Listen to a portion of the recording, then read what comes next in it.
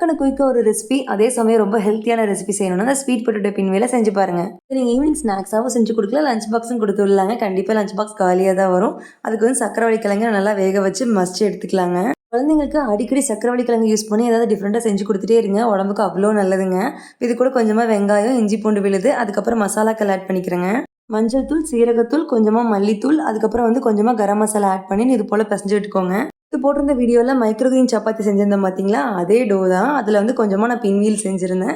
வீட்லயே எப்படி மைக்ரோகிரீன்ஸ் வளர்த்துறது, எப்படி சப்பாத்தி செய்றது எல்லாமே வந்து டீட்டெயிலா குடுத்துருக்கேங்க. சேனல் நேம் கீழ லிங்க் இருக்கு. செக் பண்ணி பாருங்க. இந்த மாவு இது போல பெரிய சைஸா திரட்டிக்கோங்க. இப்ப நம்ம ஸ்டஃபிங்ஸ் வச்சிருக்கிறோம் பார்த்தீங்களா? இத பூரா இது போல அப்ளை பண்ணிட்டு, இது போல ரோல் பண்ணி விடுங்க. ரொம்ப ஈஸியா செஞ்சு முடிச்சிடலாம். டேஸ்ட் வந்து அவ்ளோ சூப்பரா இருக்குங்க. குழந்தைங்களுக்கு மட்டும் இல்ல பெரியவங்களுக்குமே இது ரொம்பவே பிடிக்கும்.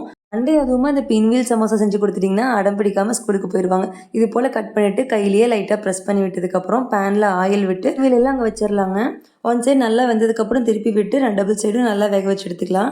குட்டி குட்டியா காயின் பரோட்டா மாரியே இருக்குங்க. டேஸ்ட் வந்து அவ்ளோ சூப்பரா இருக்கும். சக்கரவள்ளி கிழங்கு வச்சிருக்கிறோம் பார்த்தீங்களா? அது வந்து இதே மாரி தான் செய்யணும் இல்ல. டிஃப்ரெண்ட்டா நம்ம வந்து பன்னீர் வச்சு செய்யலாம், பீட்ரூட் வச்சு செய்யலாம். நம்மளோட கிரியேட்டிவிட்டிக்கு ஏத்த மாரி டிஃப்ரெண்ட்டா ஸ்டஃபிங்ஸ் வச்சு செய்யலாங்க.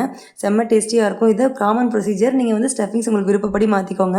இன்னைக்கு லஞ்ச் பாக்ஸ்க்கு இதுவும் அந்த அன்னைக்கு கரெக்ட்டா கொழுக்கட்டை செஞ்சிருந்தேங்க. அத பேக் பண்ணி குடுத்தேன்.